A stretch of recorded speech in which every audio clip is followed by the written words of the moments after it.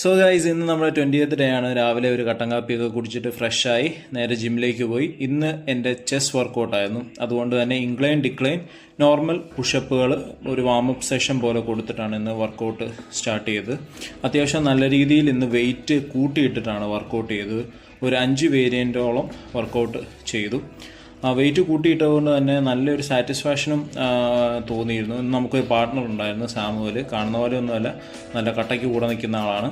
So ഇന്ന് നല്ല happy ആയിട്ട് വർക്കൗട്ടൊക്കെ കഴിഞ്ഞ് ഞാൻ ഇന്ന് വീട്ടിലേക്ക് വന്നു. രാവിലെ ഇന്ന് ഇച്ചിരി പുട്ടും 2 മുട്ടയാണ് കഴിച്ചത്.